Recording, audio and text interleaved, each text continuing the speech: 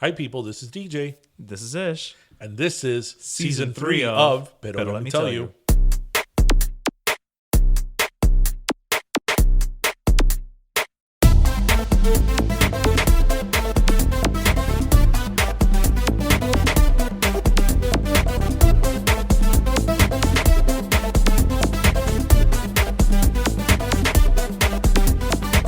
Like every time I know we're gonna start recording, I want to go wake up. But see, wake up, San Francisco. that's what I want to do every time that we come back from an interview. when we're like, welcome back. Yeah. Wake up. So Tristan is like really into Full House the other day, and he asked me a couple of days ago, where can we watch Wake Up San Francisco? And I'm like, well, we're not in San Francisco. Oh. So. Are we recording? We are recording. Well, there we go. Wake up. Miami, the United States, San Francisco. Welcome to episode 107. We had some listeners in Singapore last week, so, So then just wake up. So how is everybody in yet another Corona edition episode of... Pero let me tell you. Wake Up San Francisco. Así estamos de mal. Así estamos de que it hay would be interesting if Danny and Becky were still hosting Wake Up San Francisco. They live in the same house. That's true. It would be perfect. So they could just host it, together on the couch. From the couch in the living room. So welcome everybody. How's everybody doing? How are you doing? Is everybody staying safe and wearing their masks to go to Publix? Yes, I am wearing my Martha of Miami tapate la boca mask. Yeah, it's funny to see. Because Martha's masks are actually, she made them into masks. Yeah, and she donates one for everyone that gets sold. Yeah, but it's funny to see like other people, like what they've turned into masks. So there was at Publix the other day. There was a guy that I couldn't quite decipher it because I wasn't gonna stand there and look at him. But I'm pretty sure that it was like underwear. Like underwear, or like a tanga. No, chico, like briefs. Oh, okay. No, because I feel like a tanga would be more comfortable to wear. So we have reached that point, I think, in the coronavirus where I don't want to say the worst is behind us because I am not a medical professional. Right. Unlike the president who thinks he is. Right. I'm not a medical professional. But I think we reached the point in the coronavirus, which is one of the things I wanted to discuss this week, which is the part that I was hoping it didn't come to this, but you knew it was going to come to this, when now, you have people that are just, angry and want to go and protest. And mind you, the protests are fantastic, by the way. The enemy here was the coronavirus, right? It's not, it's not higher taxes. It's not an entity or a law. It's the coronavirus. So, right.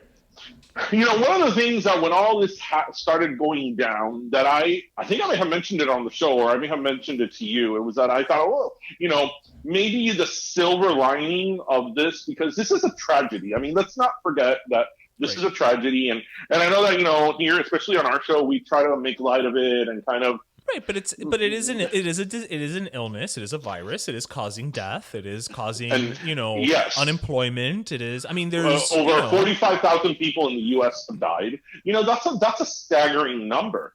And one of the things when this first started in those first couple of weeks was that I really thought and felt that I was like, maybe it takes a tragedy like this for people to like get rid of this freaking bipartisan, issue together that we have here, and really, because this was like the first thing that we could all agree as a society that we were all against. Right. We had to control it. We had to figure it out. Yeah. We literally were all in this together. So when you even see celebrities taking a step back and like talk shows being done at home, like, Jimmy Fallon and I'll say Jimmy Neutron and Jimmy Kimmel and all that. You're like, this is for right now. We really are stuck in this together. Right. Pero of course, we can't have nice things. Más temprano, alguien la tenía que joder. Yeah, we can't. So have nice now things. we have all these people, protesting about the stay-at-home order. So what is your take on that? Well, I think, I say it's okay for them to protest. That's fine. You can go ahead and protest, and that is one of our rights as American citizens. Now, I'm going to put a big old asterisk next to it, because if you are one of the protesters, when you get the coronavirus, they should literally just put you on a raft and send you to the middle of the ocean to die. Because, it wasn't serious? Oh, you needed a haircut, Becky? Oh, you wanted to go eat at Hooters, Jared? Well, guess what? You know what? Now you get to do it until you die, which according to statistics is within 2 weeks. Enjoy.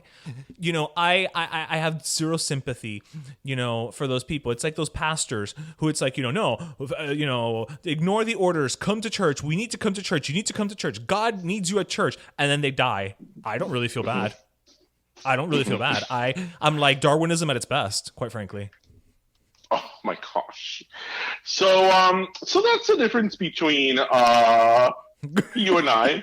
I wouldn't put them on on a death raft to go to the middle of the ocean. No, I wouldn't do that. I think that obviously people have the right to protest. As you said, you can protest whatever you want. The problem here is that we're now getting into things are getting out of hand. Because, for example, I think we can all agree that the economy, saving the economy is something that is a priority. Absolutely. Listen, I'm a small business owner. My business in March and in April has been non-existent. Yeah. Like really nothing. I think I may have mentioned it here. Like nothing. I think I got one case in April, right? Yeah, and we're so already at the end of April. You are feeling it firsthand. So I am feeling it. So I if this goes on, when I'm talking about months and months and months. Right. So I understand the frustration of people, especially of small businesses. I'm a small business owner. I have a small business. There's 5 of us in that business, right? My business completely died when all of this was starting to happen. Thankfully, I have gotten the stimulus check. That did help. I had prepared for this a little bit, so I'm okay for right now. But if this goes on much longer, I'm going to have to get creative in terms of what I do for income. So I understand it because I am in that situation as well. But you know what? As bad as the economy can get, I think being dead is worse. Call me crazy. I think being dead is worse. What I love, especially with these protesters, is that, they're out there protesting. It's not that bad. But they're all wearing gloves.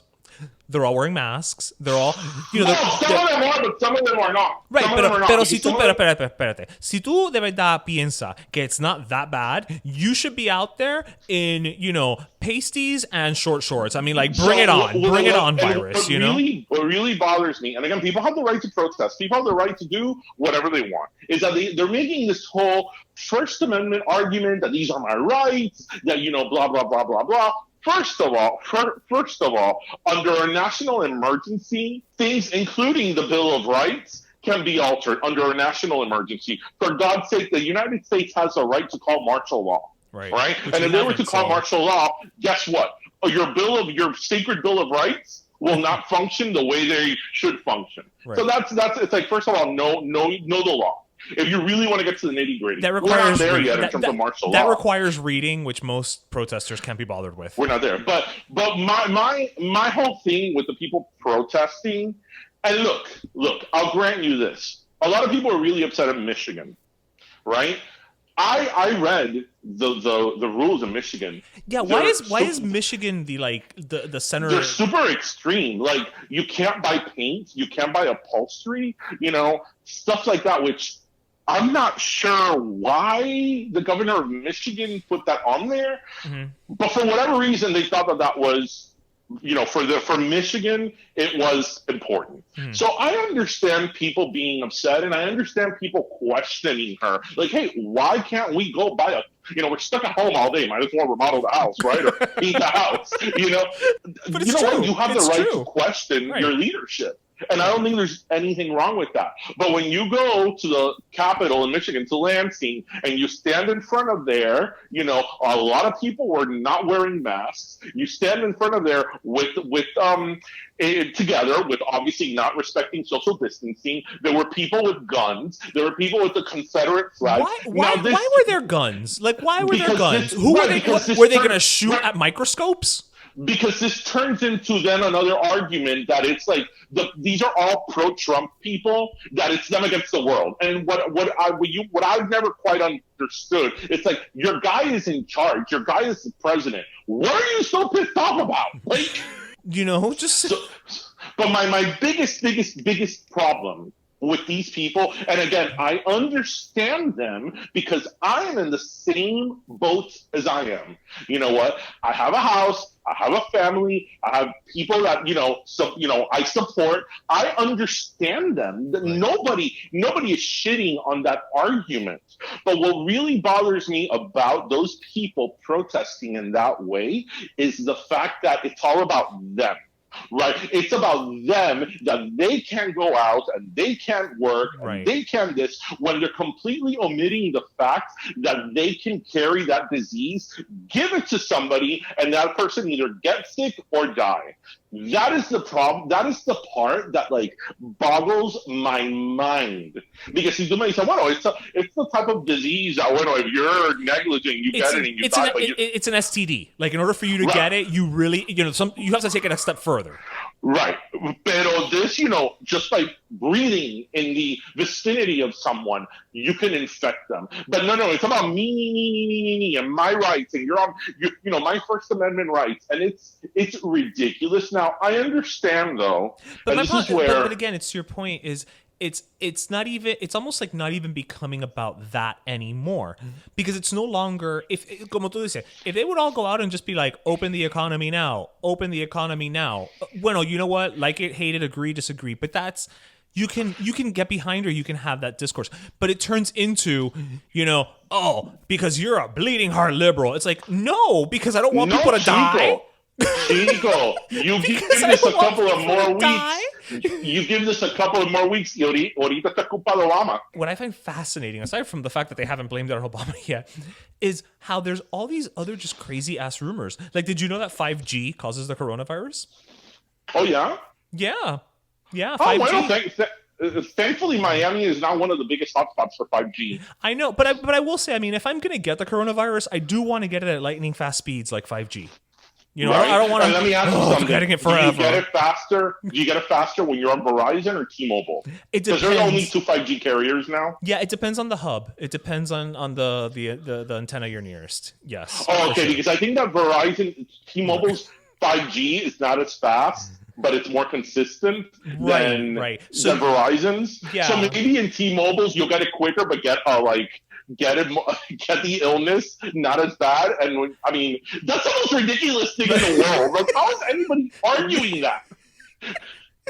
This is, again, like I always say, this is why we can't have nice things. This is the world we are living in right now. Where it's what I was going to say was that now I understand that these people protesting, this is just a couple of hundred people. This is not these mass. It's right. It's not protests. The March on Washington. It's not. Right. These are just a couple hundred people. I, being the media, I would not give them that attention. Likewise. I would. That's what I would do. So let's now shift from that to leaders, because I think that's something that's really coming out of this whole coronavirus debacle, is how much certain political leaders have failed us, and the ones that have risen in a time of need, which is really when you need them, right? Right, yeah. One of the things that I think is really interesting, and I think everybody knows our opinion on the president. We're not fans of Trump. No. I also am not the type of person to bash Trump and be like, son of a bitch. Rah, rah, rah, rah.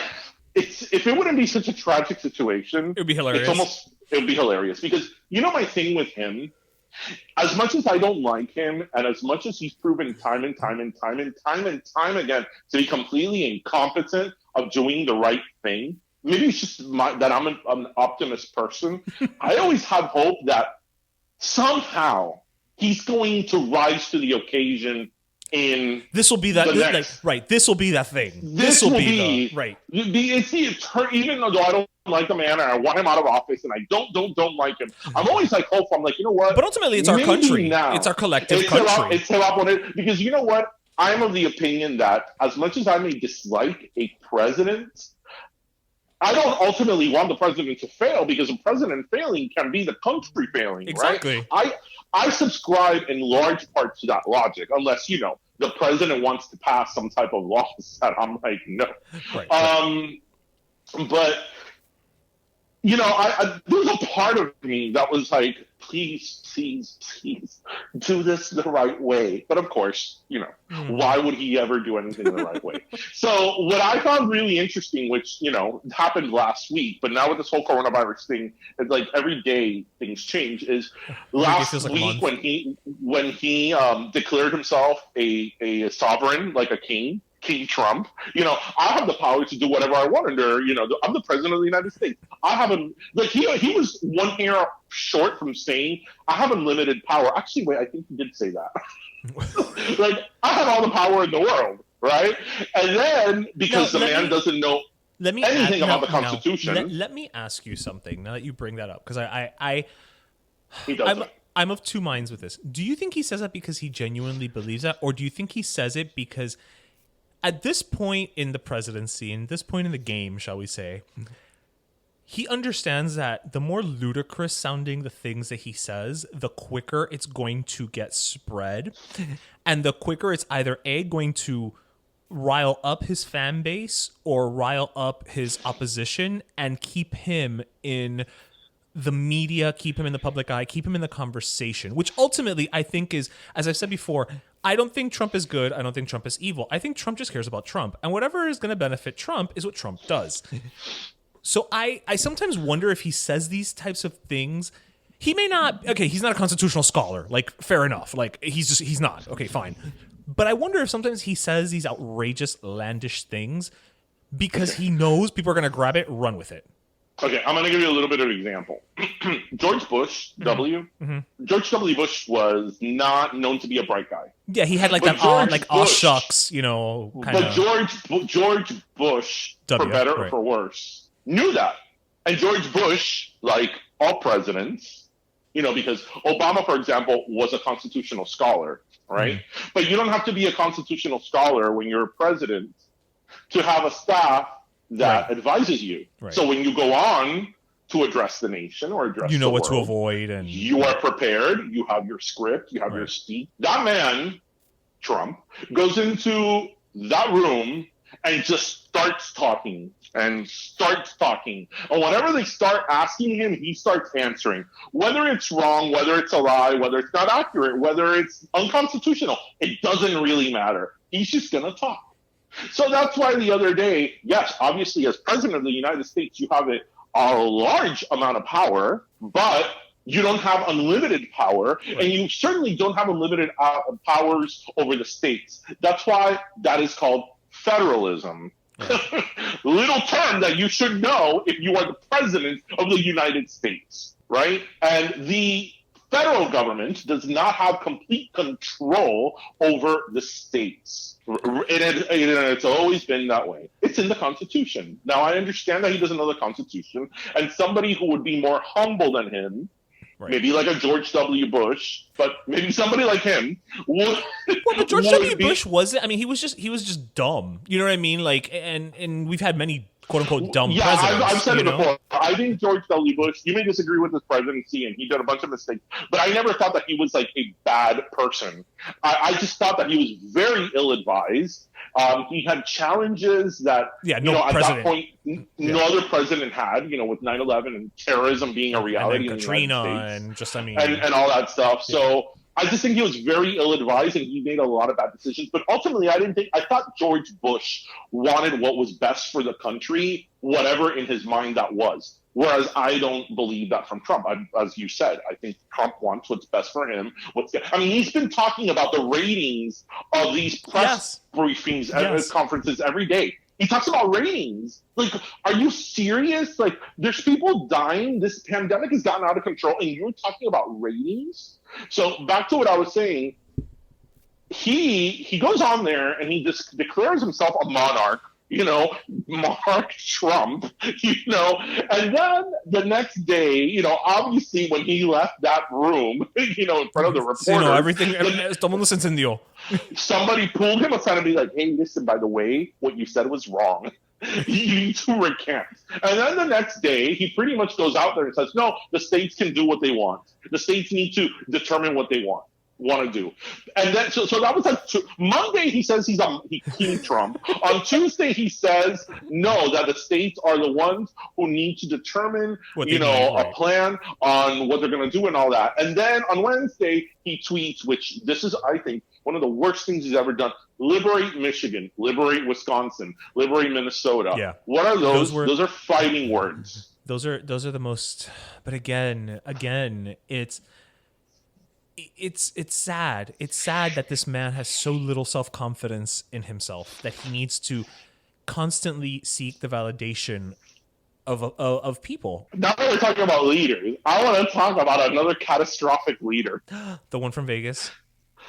Carolyn Goodman, the mayor of Vegas. Have you seen her interview with Anderson Cooper? I have not. So for me and our listeners, give us like a Cliff Notes version of what she... Because I've been seeing about it, but I haven't really seen it. So Carolyn Goodman is the mayor of Las Vegas, right? Mm-hmm. So clearly, Las Vegas... who 99.9% of their economy is based on gambling and tourism. Yeah, pretty much. Things that are completely dead right now. Yeah. Right?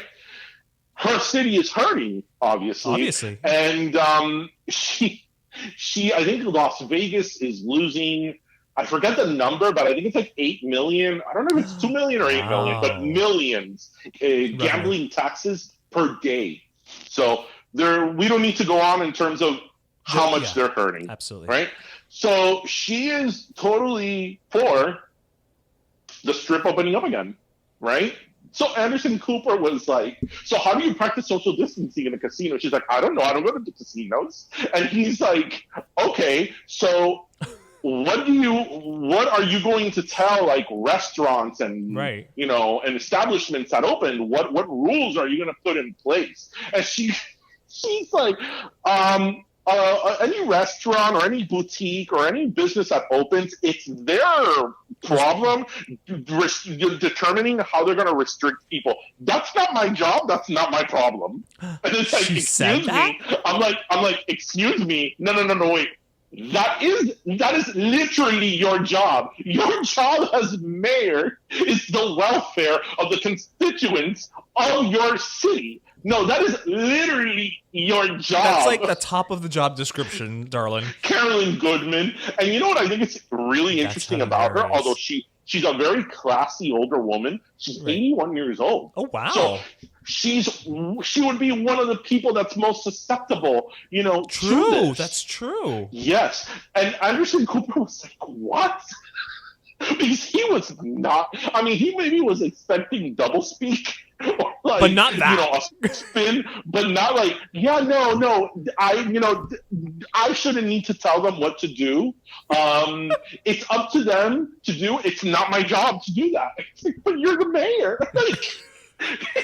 That's kind of your only job description. If nothing else, yes, okay, at the end of the day, a business is what will determine if they're going to, only open up every, if it's a restaurant, they're only going to open up every 3 tables or I don't know, whatever. But you have to provide at least guidelines. You know what I mean? Like, you do. And look. So let me give some credit. I don't know if this was Trump. I don't know if it was his people. The federal guidelines that came out, I actually don't think they're that bad because they pretty much say that in order for a state, I guess it would be on the state level, to lift or ease some of the restrictions, it has to have a consecutive 14-day period where the reported cases, like the new reported cases of the virus, are done. So obviously, if less cases start popping up, then you can start opening up, right? You could start the process. Now, obviously, there's a counter argument to that not enough people are being tested, and not enough people. There's not enough testing available. And that is a very valid counter argument. So anyway, yeah, I think one of the things that good and bad that has come out of this is that we're seeing certain people flourish. Like, for example, Andrew Cuomo has been a rock star in this whole situation. Who's also like been really awesome, and he doesn't get as much airtime. Airtime is I forgot his name now. Is the governor of Maryland, who's actually a Republican, and he has when he's disagreed with Trump, he has disagreed with him. You know what he did? You know why he disagrees with Trump, right? Why? Well, because clearly, he's from Maryland. He's a fan of the wretched.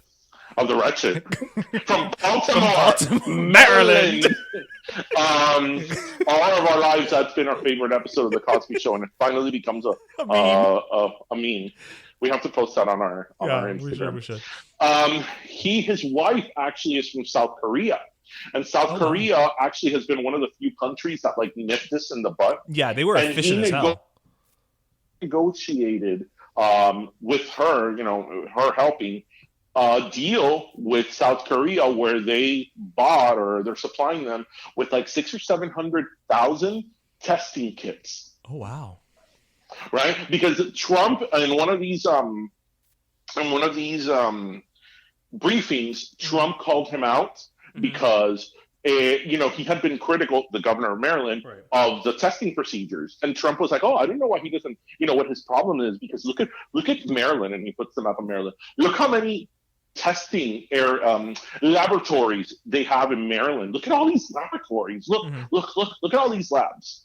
And the guy from Maryland was like, "Yeah, first of all, those labs, are federal labs, not state labs. And secondly, it doesn't matter how many labs I have. If I don't have testing kits, you can take all the samples you want. If you don't have a way to test it, what have you done?" Exactly. And so somebody like him.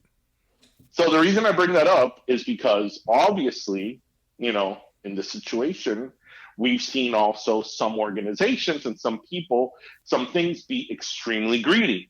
So let's talk a little bit about the Shake Shack incident and the Harvard debacle. Well, I don't know about the Harvard one. I know that Shake Shack was one of the companies that applied for a small business loan, because when I think small business, I immediately think of Shake Shack, along with Ruth Chris, and I forget some of the other companies. Now, in Shake Shack's defense, they did get the money and they are giving it back. They are in the process of giving it back. They never should have applied in the first place, but at least, damn it, we were able to shame them into doing the right thing. Well, an argument has been made, because remember that.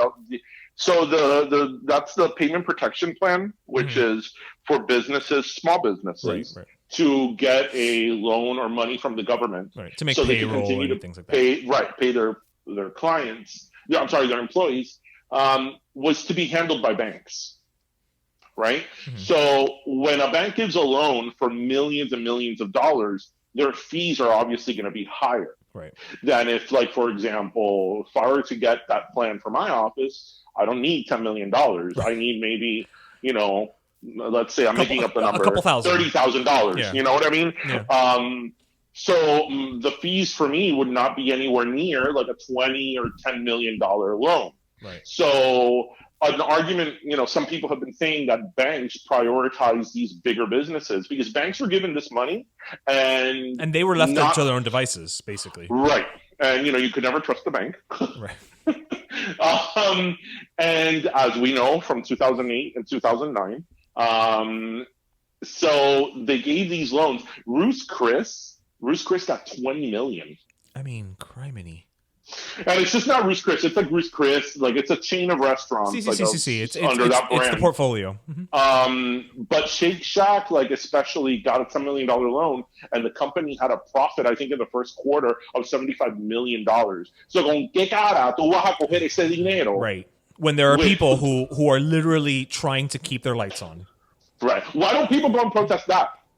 Right. Right. Those are the things where it's just like, you know what? If you want to go protest, I will back you up. But you got to protest the right things. Right. Why don't people go and protest in front of their local Ruth Chris, their local Shake Shack, hey, Ruth Chris, company, you guys took $20 million, and that $20 million could have saved, I don't know how many small businesses. Hey, maybe I'll. You know what? I live in the Gables with a lot of small businesses and a Ruth Chris. Maybe I'll organize people. We'll see. Yeah. So then the other one was Harvard. So under this whole stimulus package, right, there is money that's supposed to go to schools. Okay. Right? So Harvard got $8 million. Yale got like $6 million. Princeton got another like 8 or 9 million. Stanford got también somewhere in that ballpark. ¿Y cuánto le dieron al FIU? So, but not even FIU. I'm not even going to go to FIU. All these schools that are elite schools, right, that a large percentage of their students come from wealthy backgrounds. And they're legacy students, a lot of them. Right, they're legacy students. So Harvard had to change their tune because Harvard, today is Federal Friday. On Wednesday of this week, Harvard was saying it was not going to return the $10 million. And today it said it did because they got a lot of shit. Do you know how much the endowment of Harvard is? I can't even fathom a number. It is $40 billion with a B. And they can't afford to pay their staff. $40 billion. Really? So before they refuse to, because this money could be spent for anything in the school. But what is there to spend it on? There's nobody going to class. So because they said that they've had to take up all these costs to move the school online. I'm like, okay, well, so what? You have a $40 billion endowment. Yeah, dip into the fund, bitch. Yeah, you have a $40 billion endowment. It's freaking Harvard Law School. I mean, people die and leave their entire estate to Harvard. Yeah. Like these elite schools. These elite schools have endowments in the billions. Lástima no te voy a tener. Right, exactly. So they were saying, which made me even mad because this is like a PR bullshit. They were saying that they were going to use the $10 million to give to their students, to like students that had like housing costs because of the coronavirus and all this stuff. And I'm thinking, like, first of all, how much money, like, if anything, you're saving money from being stuck in your dorm all day, right? And most of these kids, because I've been in that world, I know people in that world in Boston and Cambridge and all that. I know how that works. Most of these people are like very affluent. So it's like, I'm sure they're not struggling or wondering, these students, where their next meal is going to come from. Mumsy and Dad Sickle, I'm sure, can pony up the rent. Shame on you, Harvard. Shame on you. And at least they got so much shame that they're returning it. The other schools are not. That money should be going. You know where that money should be going? Not even FIU, because FIU is a big university, and FIU also has a big endowment. You know where that money should be going to? To community colleges around the country. That those are colleges that serve working class people, right? And the ones who need it the most, who are trying to get educated and have the whole world against them, whether because of where they come from or their economy. That's where it should be going to, not to these freaking elite schools, and all their elite students, right? And shame on all those schools for taking that money. No. That is what people should be protesting. That is what people should be getting pissed off about. I don't disagree.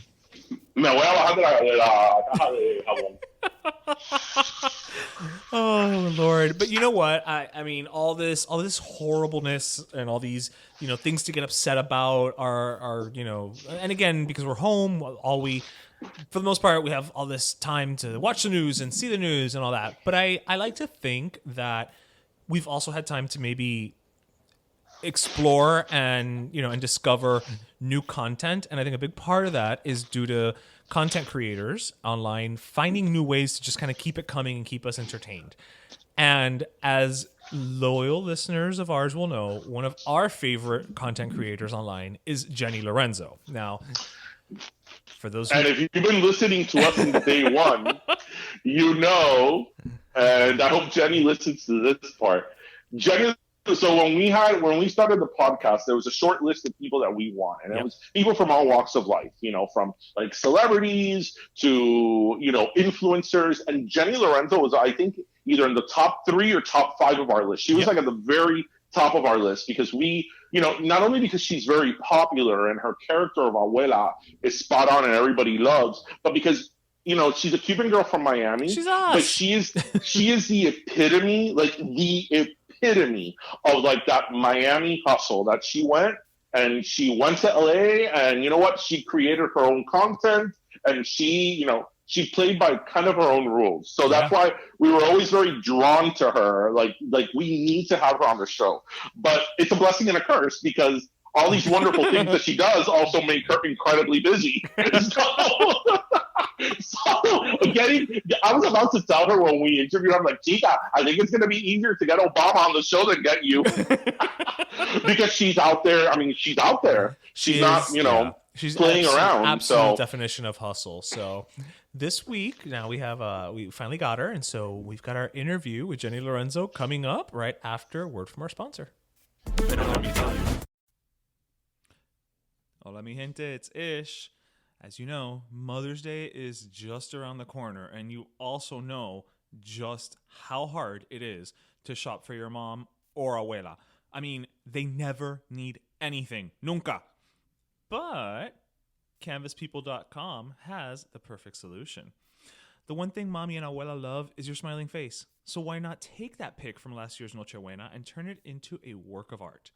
With a few clicks, upload the pic and create a unique canvas print to display year-round instead of just another run-of-the-mill frame. I mean, otro cuadro.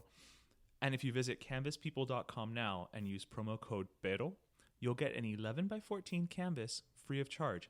That's right, a canvas valued at $76.99 for just the price of shipping and handling if you use the promo code PERO. Así que visit CanvasPeople.com today and turn your photos into a canvas-printed work of art.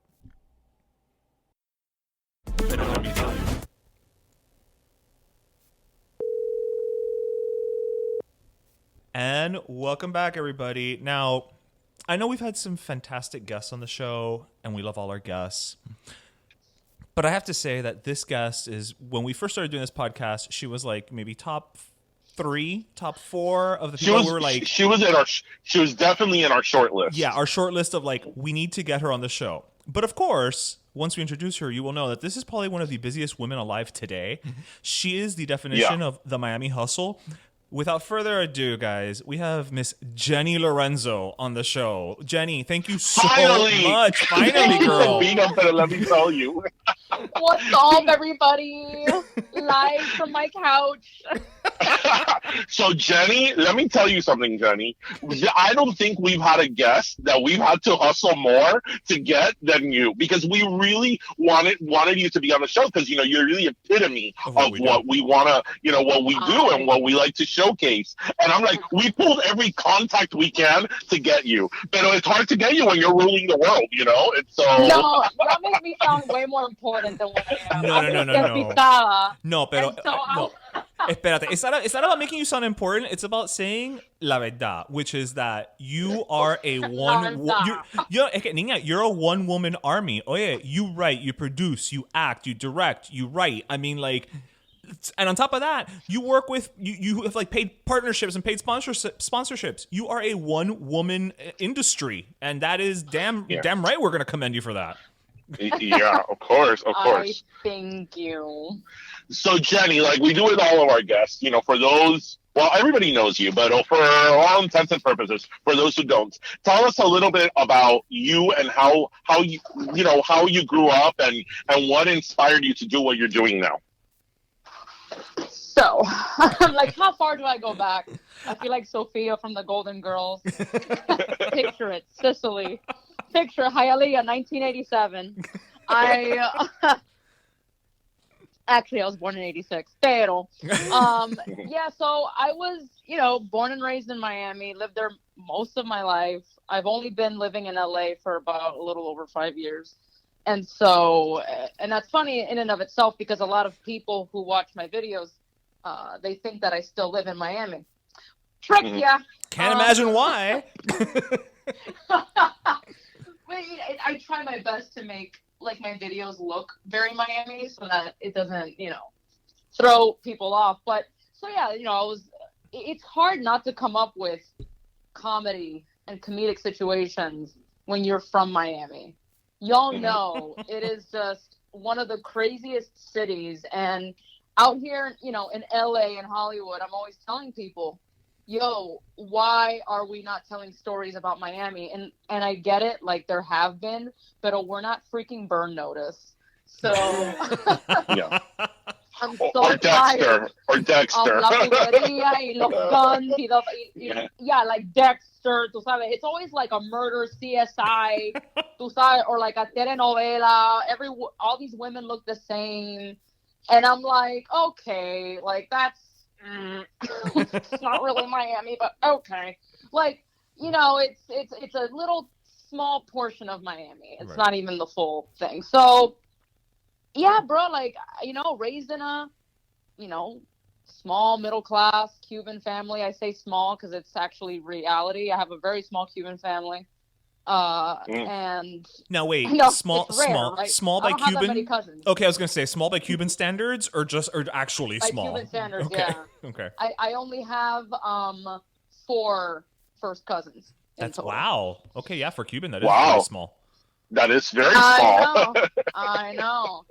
But you know how it is in Miami. Everyone's family anyway. True. So you still feel like you're part of this giant pachanga. Everybody is your primo or your tia. Everybody. Exactly. Like, my best friend, her kids call me tia, and I'm not at all related. So that's just how it is. Yeah. And it's a thing when you grow up and you realize that those people are not really blood related to you. You're like, oh, you're really not my tia. Like, why did I call her Tia Consuelo for like 30 freaking years? And it's not changing now.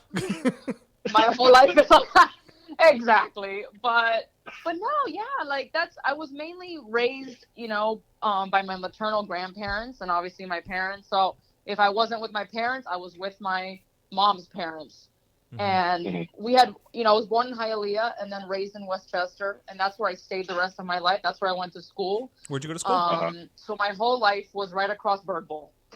Oh my God, that's our neighborhood. We're in Westchester. We went to Southwest. That would have been my school if I went to public school. Oh, where'd you go? You went to St. Brendan? I did.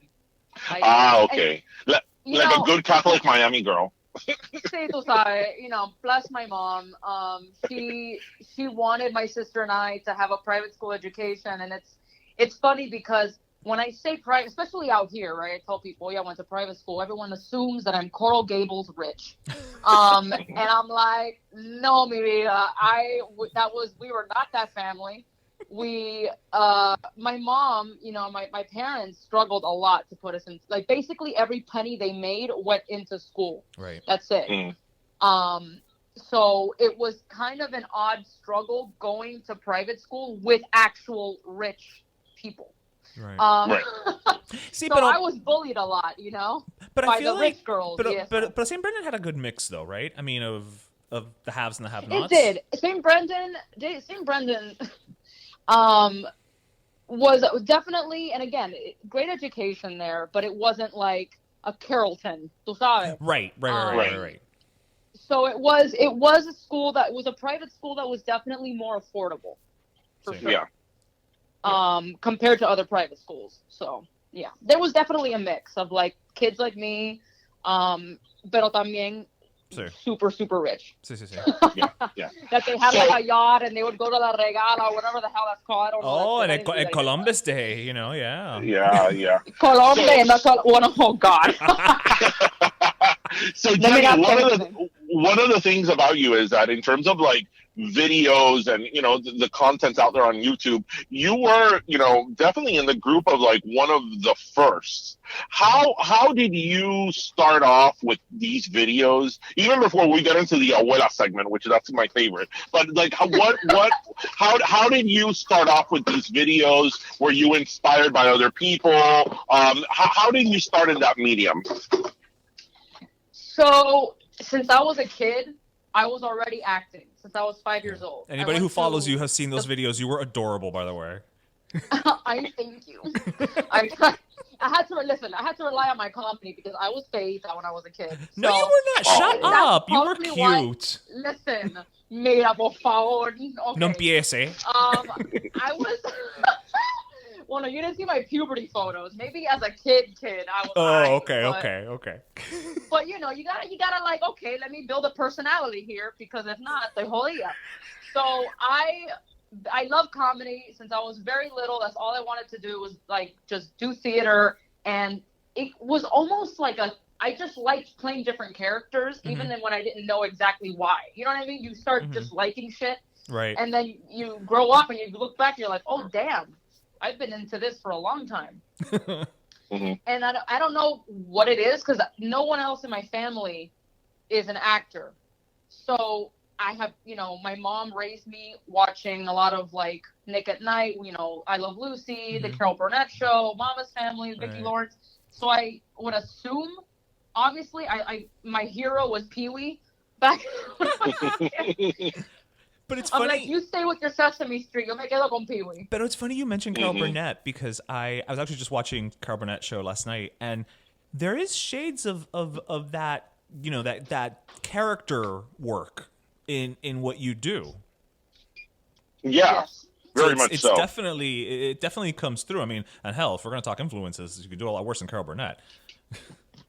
Well, yeah, I know. These women that I watched growing up, and a lot of that old school, vaudeville, lots of physical comedy. Those are the things I studied, and I was a bit of a nerd, growing up. So I remember I was in first grade, and one of the popular girls in my class, we were talking about our favorite TV shows. Keep in mind, this is like a tiny Christian school, and she's like, "My favorite show is Melrose Place." Wow. And I'm like, "What the hell?" Oh yeah. My mom would never. It's funny because my mom wouldn't let me watch Melrose Place, but I was able to watch Marimar with my abuela. Of course. Like, I don't know. I'm like, Mom, do y'all realize that these novelas are in your mother's defense, Marimar had a talking dog, so it was a little more family friendly. Yes, but it still had sex and betrayal, like Melrose Place. Siempre en all the novelas. I watch and amnesia. Si siempre alguien se cae en la escalera de lose their baby. Siempre that's the way to lose a baby in novelas. It's falling down the stairs. Yeah. I'm like, okay, I can write these novelas at this point because it's the same shit every time. But I don't know where I'm going, but right now my brain's everywhere. But yeah, no, that was my influence. Like, I was just a nerd, and I would watch a lot of Nick at Night. I would listen to oldies. Tu sabes, like, I kind of was marching to the beat of my own freaking bongo at the time. So then you decided to do it in front of a camera. Well, back then. Is that how it worked? And then, Back in the day. Well, yeah. So, I mean, again, my whole thing was like acting. But it wasn't until I got older that I was like, you know what? I really like computers. I was a computer nerd. I wanted to be a web designer, a graphic designer. I dabbled with all of that. Oh, wow. Then I really got into editing. Eventually, that's what led me to go to film school. Okay. And I went to film school at the University of Miami. Oh, okay. So you're a fellow Kane. I'm a fellow Kane, and I'm in debt. So another thing you and I have in common, yes. Yeah, student loans, super cool. Why not? It was one of those things that I never thought that I could achieve that. I looked at UM and I was like, I'll never be able to make it to a school like that. But, things happen so quickly, things change, because I went to Miami-Dade first, and I did theater there and graphic design. And then I realized, now to get my bachelor's, where do I go? And so I knew I wanted to study film. I didn't want a bachelor's degree in theater.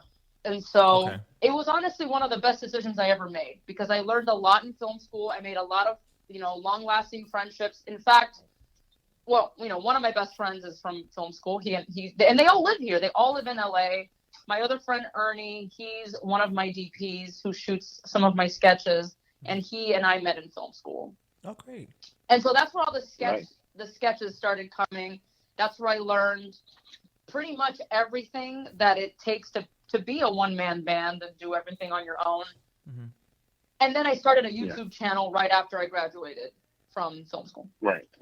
And bueno, now that you got to the YouTube channel, so we have to talk about the obvious. What, I want to say is your claim to fame. Maybe I'm wrong, but it's Abuela. So I think I speak on behalf of everybody that we love Abuela, and your Abuela is our Abuela. Yeah. So tell us a little bit about your grandmother, and obviously how she inspired your version of her and everybody's Abuela. Yeah, so like I said earlier, my sister and I spent a great deal of time at my grandparents' house. My abuelo would be the one to pick us up from school every day, and we would be there every day after school, our merienda, our freaking, eating a piscicorre on my grandma's sillon, watching. No one else knows what that is except Miami Cubans. Piscicorre, yeah. Piscicorre, bro. Like, hello, the normal snack that we all kids eat after school. Like, they don't piscicorre. And so I'd be eating a piscicorre. I'd be talking to my friends for hours on the phone while watching Dragon Tales. Que sé yo. And so, so I it's hard not to study the people you're around, and my grandma was like everyone's abuela. Somehow they all studied at the same academy because they are very much alike. Like, I'm like, oh, I thought my abuela was like this, and after making these videos, you're like, whoops, looks like all of them are the same. I'm so picturing I don't know what went down in Cuba. I am picturing some type of like abuela Hogwarts right now, just based on what you said. I think all Cuban abuelas go to the abuela school of judgment. Like, there's many courses. There's many courses. And you know that of all the skits you've done of Abuela, my favorite, I crack up every time I watch it, is when Abuela's doing her makeup. Oh my God, that's so old. That one's an old one. I love that one because it was so like on point, and you hit on so many things that you don't even think about, from like the Ginate to like, I remember the nail polish brand that like you put. I'm like, oh my God, ese era el nail polish brand que todas las viejas usaban, la de Old Bayard Navarro or a Sedano's Pharmacy. Yeah. Yo, these little videos, I have a lot of fun making. That one was made about almost 3 years ago, but I was already living in LA, obviously, and so I had my mom ship me a bunch of stuff. I wanted to make sure that I had all the brands on point, and I've kept it. I still have it all because I have a second bedroom dedicated to all that stuff. I have all my props, all la cosita. So I have a little bin just for like beauty products. So it has pongs, it has ginate, it has violetas, it has the nail polish, it has everything for future, videos. But that one was like kind of mocking that YouTube style type, like, hey guys, get ready with me. That's my generic white girl YouTuber voice. But I'm like, okay, what would it look like if Abuela did it? And so it was a pretty successful video because it was very nostalgic for people to see all the little products, Right. I will say no, that one, you hit it right there. I mean, you mentioned it's like, oh, it's hard, not to notice people around you when you're with them, day in, day out. But I think that's, to a degree, yeah, but that speaks a lot to, where you were like encaminando even from such a young age, because most people don't notice the nuances. And it's like, like Darren was saying, that's what makes these videos ring true. Like, obviously for us, you're a Cuban grandmother, right? Like, Abuela is every Abuela Cubana that we've ever known.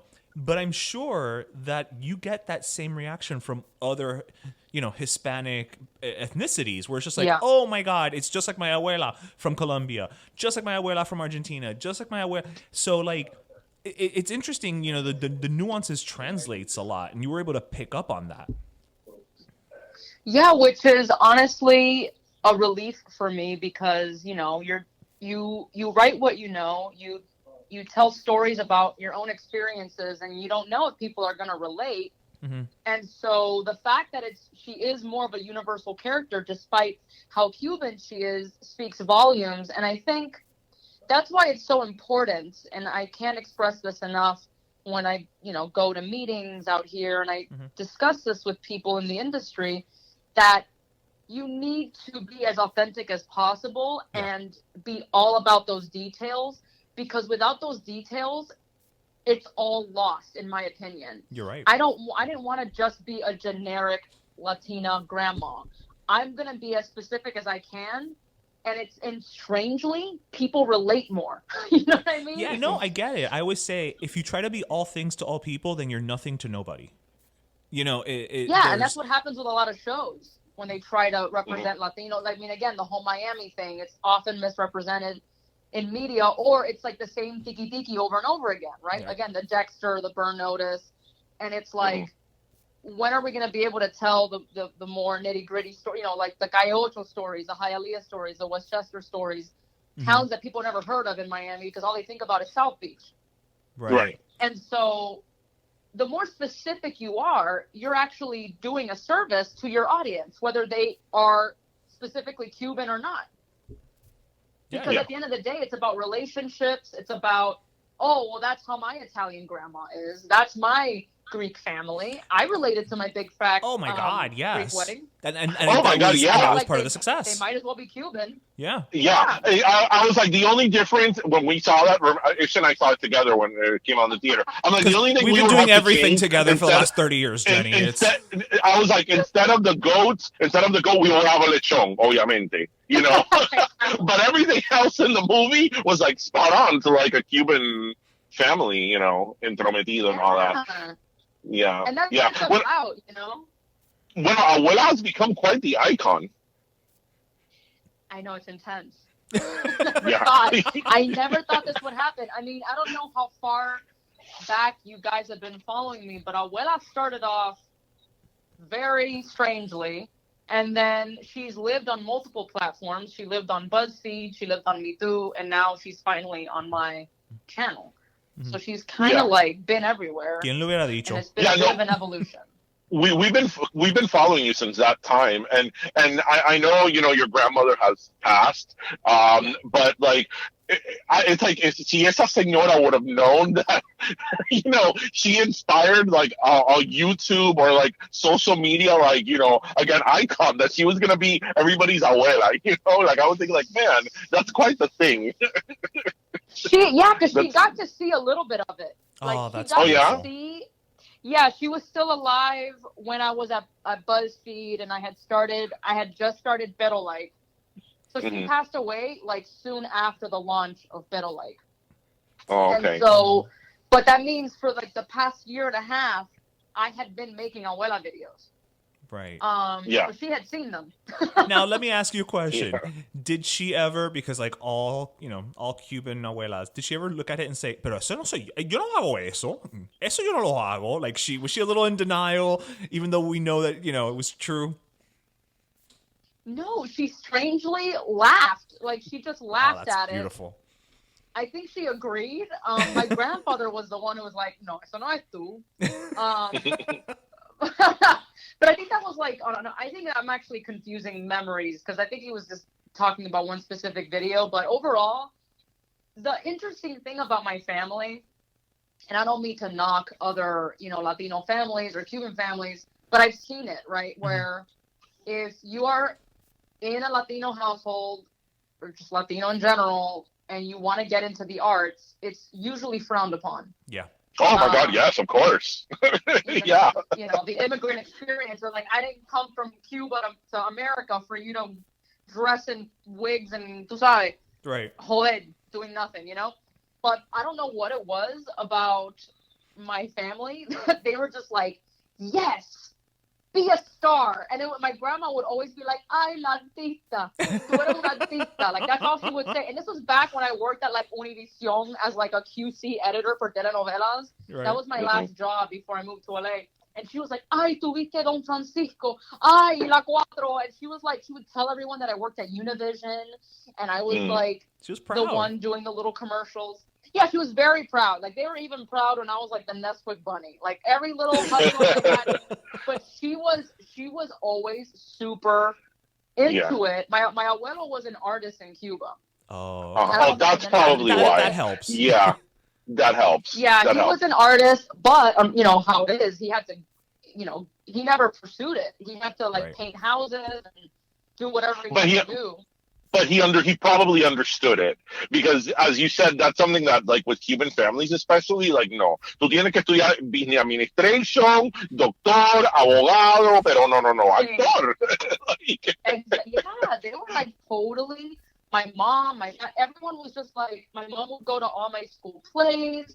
She would drive me to all the competitions. She would help make my costumes. So I never had an issue doing what I wanted to do. Mm-hmm. Mm-hmm. There was never a moment they're like, you know what, Jenny, maybe you study something more. Never. There was never a point. I was like, I'm going to go to theater school. Cool. I'm going to go to film school. Cool. It was, even for LA, they were never against me leaving. Oh, that's great. Right. To move to Los Angeles. Yeah. Oh, well, you got very lucky. So I want to also talk about, a few other your characters, because, again, your characters, us being from Miami, we definitely see the Miami in them. And one of I think my second favorite character of yours, I forgot her name now, es la peluquera. Marucci. Oh my God, I love her. Wait. Because she's every peluquera in Miami. Can we take a minute though? Can we take a beat, because it's related to Marucci. What is it? Well, I forget the name. Misu Queen? Is that the one that you just released? Oh, yes. Okay. No me riéndome, because Dios es muy grande. Like, it was phenomenal how, and this is, but these are the things that I say, it's commendable. Like, oh yeah, Tiger King is like, what, 10 minutes old, and you've already got a freaking short that has like 12 characters, all played by you, with completely different personalities. Woman, how do you do it? Like, oh yeah, like, seriously, woman, I don't know. Bottle it. Because I have no idea. Honestly, I was in a very bad mood when I filmed it, because it's just me and my husband here now. I don't have my crew anymore, because we're being good citizens and staying home. So normally I have my DP and my friend Kevin, who helps direct, and he does sound. Mm-hmm. So it's not like I have a huge crew or anything, but obviously having them is a huge deal, of course, especially having a camera person with their own equipment. So I mean, thankfully I have all this equipment and stuff, but I don't know how to film like how my DPs do. Neither does my husband. And so we were, I filmed most of it by myself, and then my husband helped me film a couple of the parts, quickly. Right. And I don't know how I managed. And then Kevin helped write the script. He actually wrote the majority of that script, because I've been so stressed. Right. And so I said, help me write this, and then I'll add my character, improvise, and but put a skeleton together, the outline. Mm-hmm. So I don't even know how that. I mean, the videos didn't do super well; they didn't go like massively viral or anything. But I'm proud of it. Niña, te la comiste. I mean, I'm sorry. Like, the fact that, again, that Tiger King thing came out like a week and a half ago, and you already have, and again, now that you even tell the backstory, más trabajo todavía pasaste para hacerlo, and like it was phenomenal. Like, vaya, te la comiste. Ay, gracias. That hustle. Oh, and by the way, congratulations on Gentified, because we interviewed Carlos Santos from I was gonna say Carlito. Carlito, because we had met him. We had met the whole gang of Spanish that he presents when we were in LA last year. That we did an episode with them. So when Carlos was down here in Miami, he sat down with us to interview for the podcast. So we were all talking about Gentified, and there you were. So congratulations on that. Thank you. No, it's You're really on Netflix. cool, because I know most of them, and they're amazing people. The creators are incredible people, Marvin and Linda. Yeah, we loved the series. The series it was both Gentified was both like thought provoking and serious, but hilarious at the same time. Yes, which is exactly their writing style. Like they're fantastic. They're phenomenal. Hello? Sorry. Yeah, sorry. Yeah. Sorry. Oh, sorry. I was like, lost you guys for a second. No. I was like, ooh, there's a lag. Okay. Oh. No, porque imagínate, la tecnología. Sí, claro, I know. Trust me, I've been doing live streams, and everyone's like, it's lagging. I'm like, mira, I can't help you right now. I cannot go there and fix your Wi-Fi, bro. Like, deal with it. You know, like that. So are we gonna see any Corona quarantine characters that this whole quarantine inspired coming up, or like a new character? A new character inspired by the quarantine. Well, not so much inspired by the quarantine, but I've been wanting to release this other character named Giovanni. So it's my first male character. Ooh, okay. And it's honestly, I'm always terrified. It takes me a while. It took me a very long time to bring out Marucci. The Marucci was technically the second character that I ever really put a lot of thought into developing after Abuela, and I was shitting bricks because I was like, oh man, are people gonna like these new characters after Abuela? So I mean, I guess this wraps it back around to Marucci, where I always had this idea because again, every time I would go get my hair or makeup done, it was at a friend, una peluquera, and I would go to them. Like, so she's kind of a combination of 2 or 3 peluqueras that I knew in Miami growing up, and they worked from home and they had kids, and it was always like chaos, and you know what I mean? It's not a salon. Right. So I was like, and then my whole life just like that's what you're kind of raised around. Just okay, we're gonna go to Martica's house. Yeah, it's always somehow turn the laundry room into a salon. Yeah, it's kind of weird when people say they're going to la peluquera and it's actually a peluqueria, not somebody's house, right? Like it's a little odd. Yeah. So it was like a no-brainer. I was like, this is a character that I really felt like I needed to bring out. But she already kind of came with a package deal with Laritza because the initial idea was like, I need to bring a hairdresser character, but all she does is chismear. She doesn't really do hair properly, and then she has a daughter that keeps interrupting her shit, and it's ratchet as fuck. And it just doesn't. So every time like a client comes over, this unsuspecting client, and then my friend Dani Tagalis, who plays Fidelia, is the nail tech, because that was also another thing that I saw growing up my whole life. It was the peluquera always had a friend who would come with her little caboodle and do the freaking uñas. And so that's how it happened. Do you know what's incredible about that story, Jenny? Incredible is that is the same exact thing that it happened with my mother in the 90s. Look, la peluquera used to come to our house, and she would bring her daughter, y la chiquita siempre estaba jodiendo, and then she would be cutting my mom's hair and fighting with her daughter. Look, she would come to my parents' house, and I'm like, oh my God, my mom got her hair cut by Marucci as well.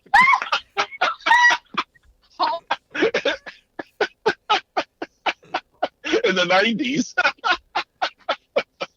That's why, like, I think that is like probably one of your like biggest attributes is like you have so spot on done these characters that they're so, again, like detailed to perfection to what you really see here.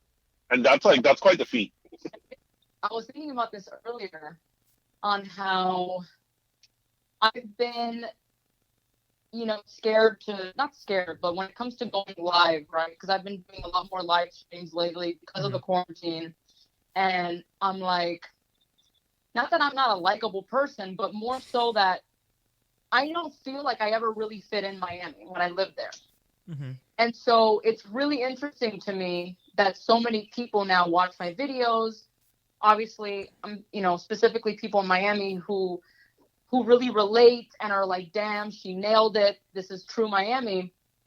But it's funny because when people meet me, right, they don't think I'm Miami because I'm not the quote unquote stereotype of what you would think I should be, right? Mm-hmm. From my looks, from the way I dress, right. I'm a pretty big geek. Yeah, I was gonna say, so I was going to touch on that. I was going to say, I really hope that you're still, I know the production stuff has taken up a lot of your time, but please don't ever stop doing like gamer stuff and geek stuff, because I think you are a voice that is always needed in that realm. You're a woman and you're a Latina and, a gamer. So I know that it's a horrible space to be in sometimes as a woman, as a Latina who's a geeky gamer, but please don't ever stop. Yeah.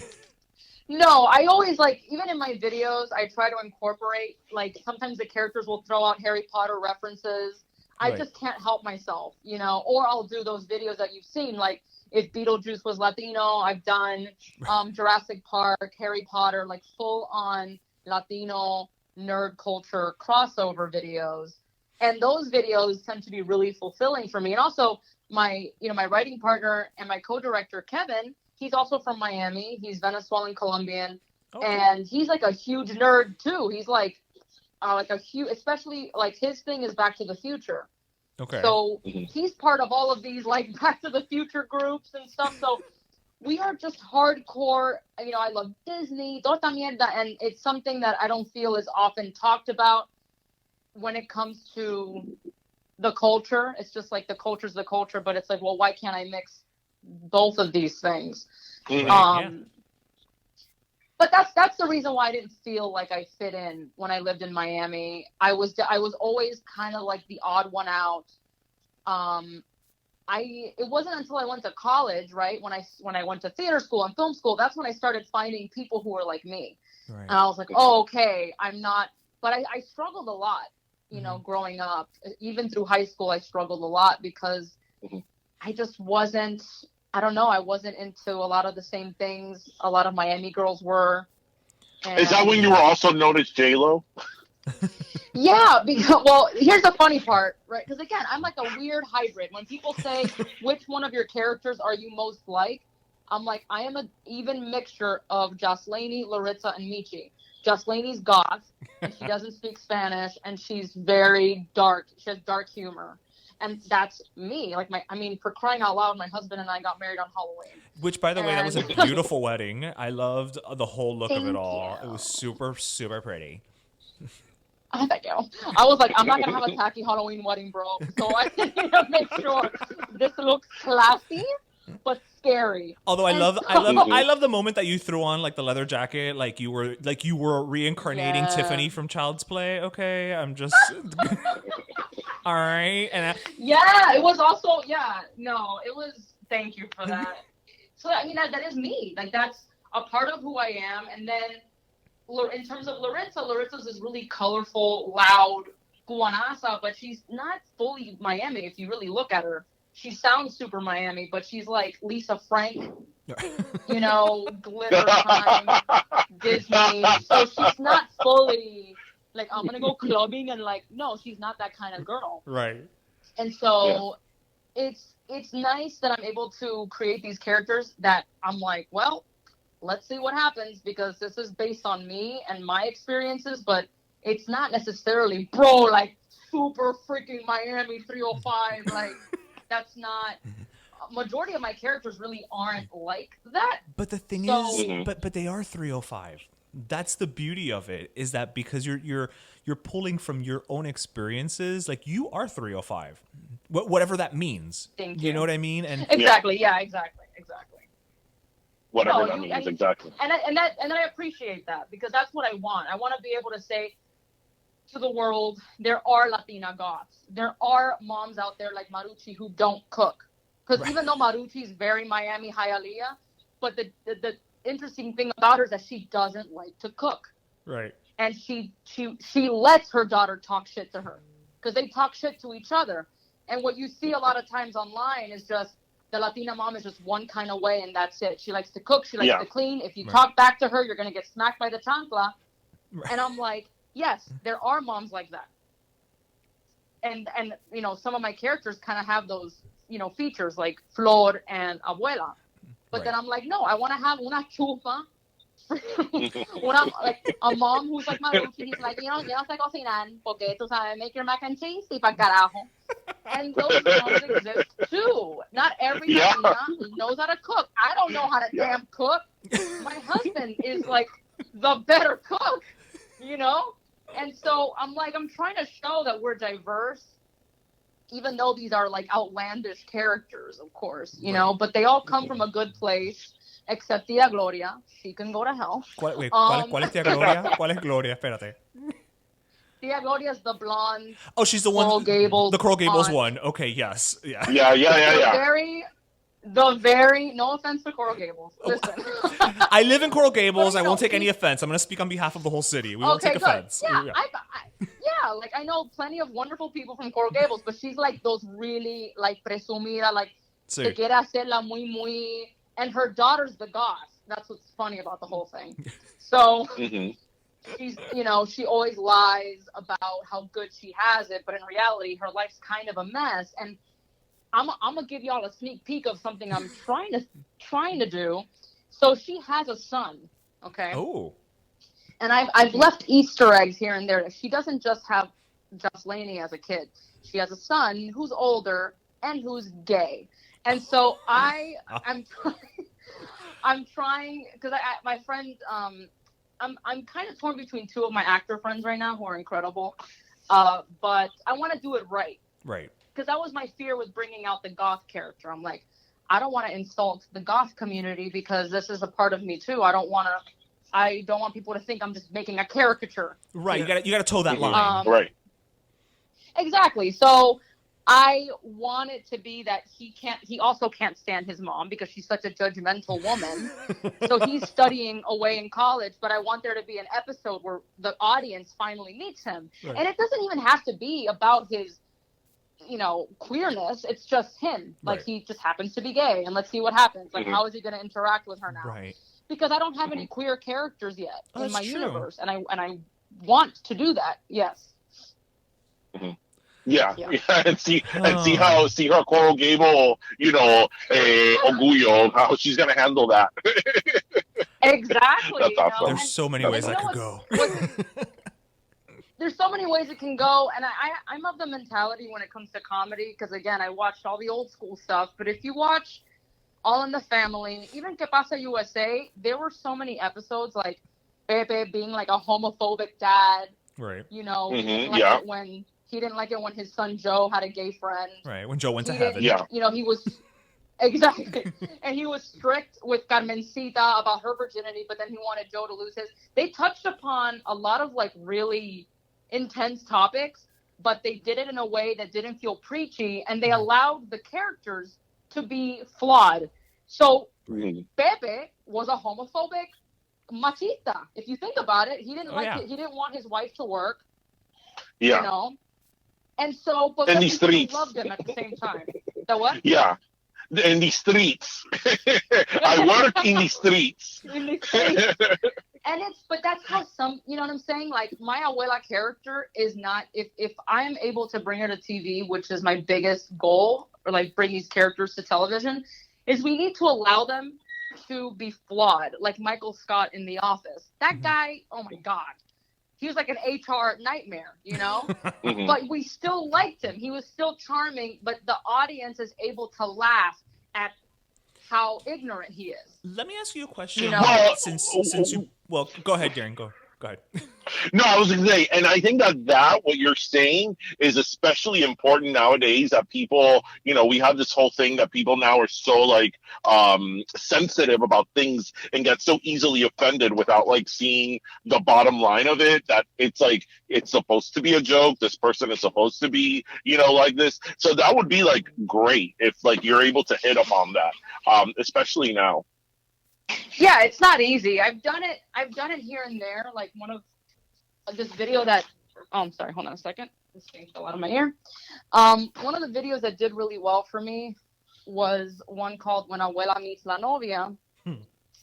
And it's about Abuela meeting her grandson's girlfriend, and it's the first time he brings a Latina home, and she's Puerto Rican, but it turns out that she doesn't speak Spanish. And she, at the very end, you find out that she's non-denominational Christian. She's not Catholic. And so Abuela is kind of shitty. Like, Abuela's super shitty to her the whole time. And it's funny because some of the comments, and it wasn't the majority, but there were some comments here and there that they were like, I don't like Abuela here. And it's like, well, good. You're not supposed to. You're not supposed to agree with Abuela. Yeah. Like, you know, all of our grandparents and, you know, have certain ways of thinking that we might not agree with. Right. And that doesn't make them horrible people. You know, it's about the time they were raised, and there's so many factors that go into these little things. And to avoid being preachy, but also wanting to make a point about something you feel strongly about, you have to let these characters suck. And as an audience, you understand, oh, that's wrong. We're laughing at how wrong they are. Not like, haha, Jenny Lorenzo's a homophobe. You know what I mean?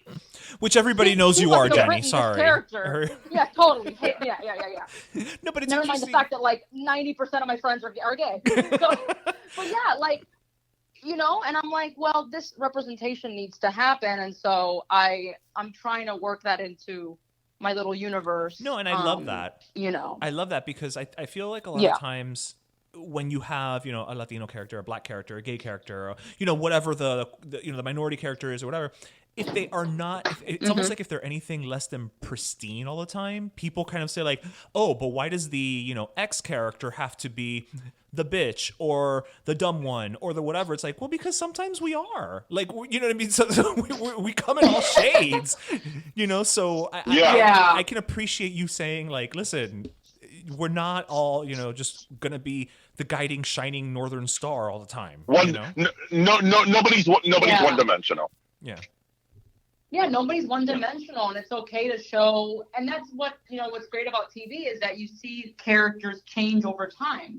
Right. And they become, you know, more aware of themselves. And again, without making it look too Hallmark Christmas special, if you do it right. And I think that's what's really tough in terms of comedy. But I think a lot of my comments tend to be about, you know, ¿Qué pasa USA?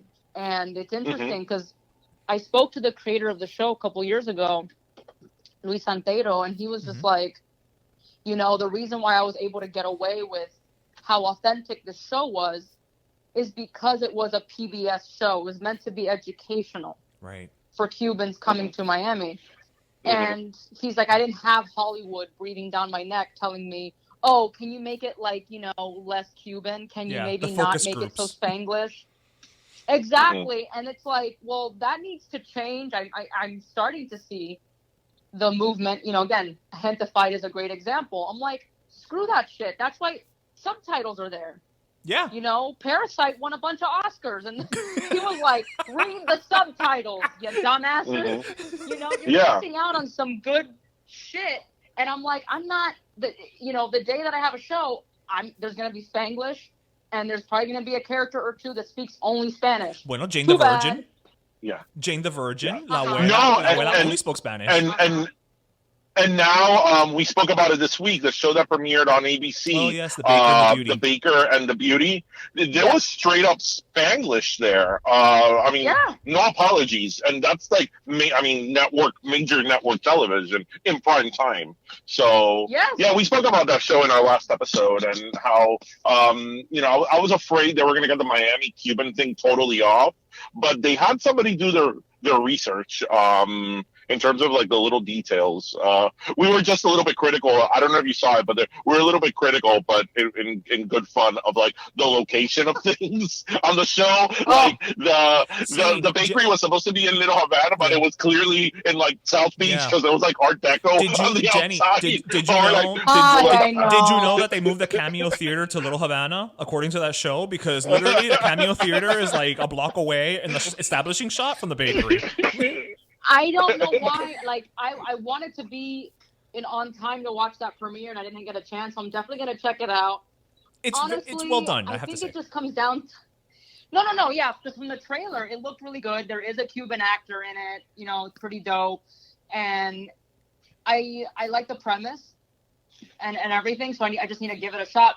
If they need... I just think, like, maybe they need to hire some Cuban Miami... Bueno, I know designers. I know of one girl in Los Angeles who would be a great consultant. I'm just putting it out there, ABC. I'm just putting it out there. Her name is Jenny Lorenzo. I don't know. She could maybe be a great consultant. Help you get some stuff right. I already have a bunch of shit in my closet. I'll bring it over. tengo de todo aquí. Yo tengo the Keebler tin for the rice. You have your own prop department. Bro, even that's something that I feel like if I didn't get into any other aspect of filmmaking, it would be art direction, art design. I could see it. Because I'm so detail oriented que eso me encanta. Like I love dressing everything up, you know? All about the details. Well, Jenny, I mean, we could be another hour with you, pero we hopefully, I mean, this whole Corona thing has changed everybody's plans, and we were in LA last year with we did an episode with Spanish Techie Presents, and then we met our new tia Marta Darby, which we love, and she's family to us now. Martha's amazing, and so we were trying to do another trip in the fall. Maybe it'll happen, maybe it won't. But we would love, because we wanted to interview you in person because of, you know, again, your vibe and your character. I'm like, oh my God, we sit down with Jenny Lorenzo. This is gonna be a trip. This is gonna be like tremenda pachanga. So hopefully we could get something. Yeah, we could get something, you know, scheduled for like the fall or something, but who knows, because we would love to interview you in person, because it would be so much fun. But who knows now with, you know, everything that's going on, Corona, you know? I know, what a freaking get me out of that. And it's funny because that's where I got married. I got married in Corona, California. That wasn't. Wait a minute. You got married in Corona, California on Halloween. Did you unleash something, woman? Am I gonna have to? That lady did some brujeria and shit, man. I'm so glad that I got married before all this happened. Damn.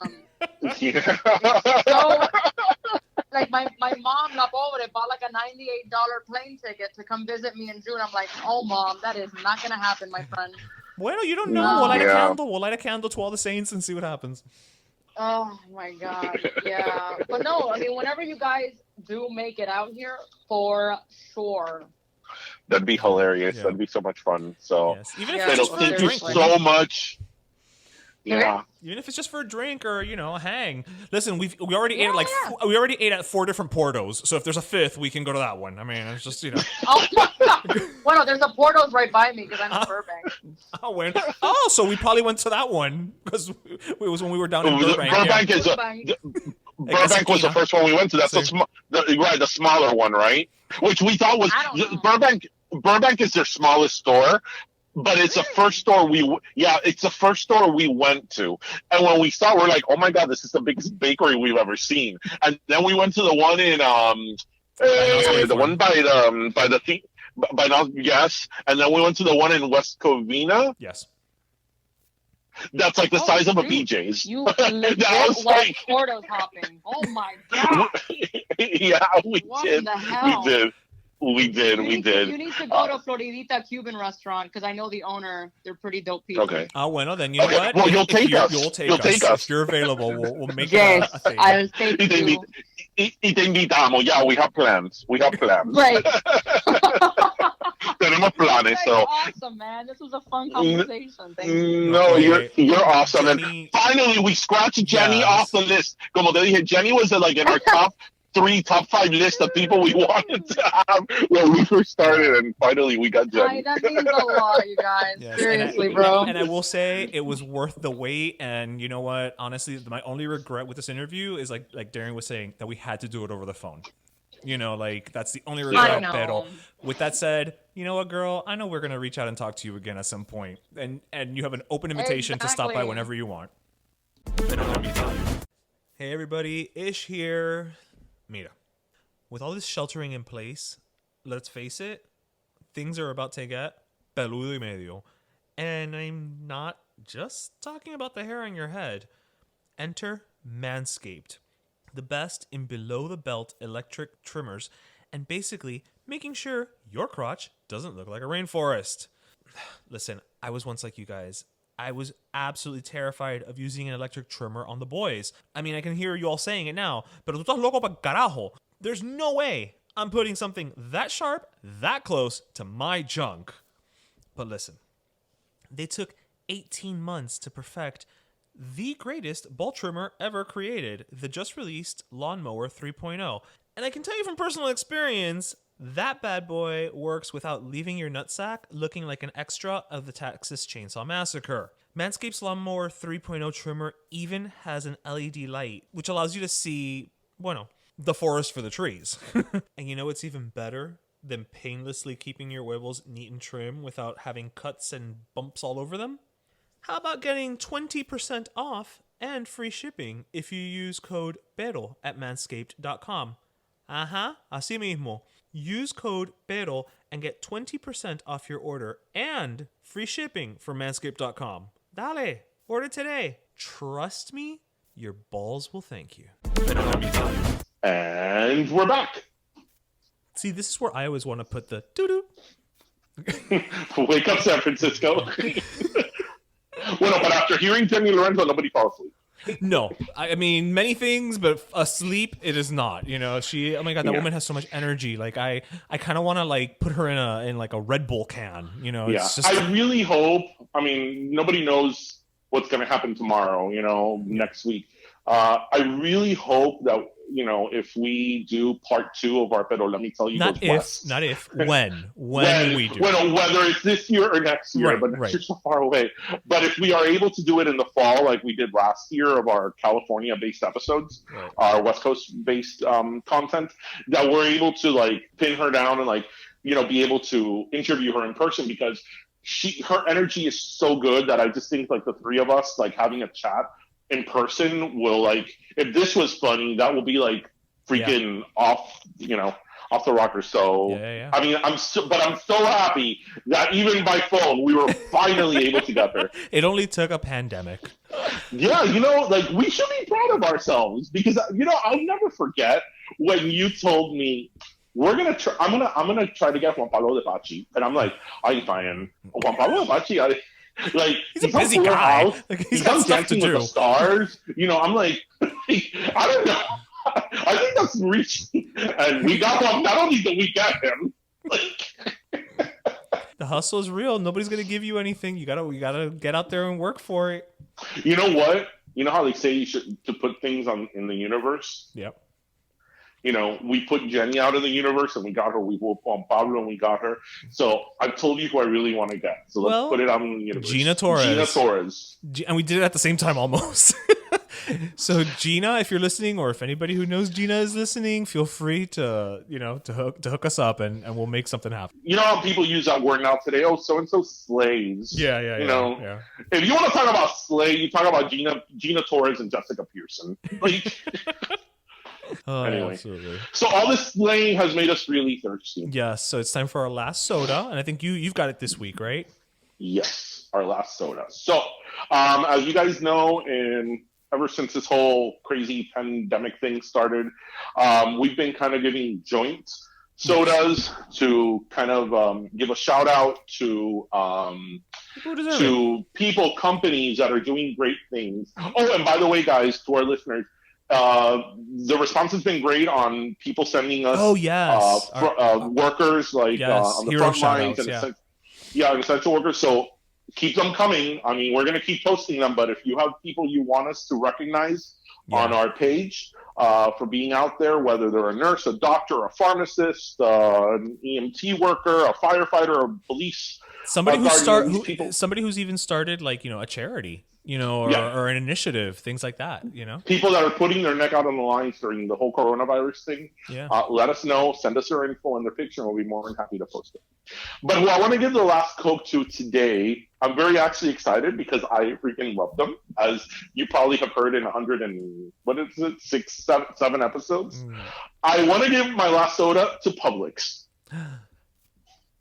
I'm so happy that you're going to do that, because I know this week, you were the one who picked it, and I didn't know who it was till right now, but that's who I wanted to give it to this week as well. So Publix, obviously, if you're from the Southeast United States, you know that Publix is amazing. As I tell people that are not from, as I tell people that are not from the Southeast of the U.S., I'm like, listen, I know it's really weird to kind of be in love with a supermarket. Because who loves it's a supermarket, right? Like, who loves a supermarket, right? But it's like, when you're not the only one that loves Publix, when you see that everybody loves Publix, it's like, okay, it's for a reason. It's kind of a cult in a good way. So Publix, a little bit of history on Publix. Publix actually always consistently ranks as like top 3 supermarket chain in the U.S. And it always ranks like in the very top of employer of choice lists, o sea, companies that they're good places to work. They're good to work for, because at the end of the day, they are a supermarket, right? And they give all their benefits like insurance, 401k, pensions. They give them like all these great benefits, which is like amazing for a supermarket chain. So just that's how they've always done their business. Just that alone deserves them a last Coke, a last soda. But there's two things in particular that they have done during the coronavirus that definitely deserves to give them recognition. So in a lot of shopping centers that Publix is the anchor store in a certain percentage of those shopping centers, they own the land and they own the shopping center. So in those locations where Publix owns like the shopping center that they're in, they have waived the rent on the stores that are in the shopping center. Oh, wow. I didn't know that. Right. And usually those would be small businesses. Of course. Right? Usually, strip malls, Right. So they have waived rent. I think it was for at least for now, is for 2 months. That's really nice. Imagine that you don't have to pay your rent. That's usually, aside from labor, that's your biggest expense, right? Yeah. So that in itself is incredible. The other thing that they have done is that, so now because schools are closed and like cruises are closed and so many things, restaurants are closed, believe it or not, there is an abundance of food. Yeah. Local from crops and vegetables, dairy and farms and dairy and all that stuff. So Publix is actually buying this extra food from these farmers and these dairy farms and all that. And all these distributors, giving them money, right? And then they're taking that food and sending it to food banks. Yeah, they're essentially giving it away. So the main reason why I wanted to give the spotlight to Publix is because so many times we hear about corporate greed. Well, like we did this episode. Right. We hear about companies that all they care about is the bottom line, and all they care about is just making more money and more locations and this and that.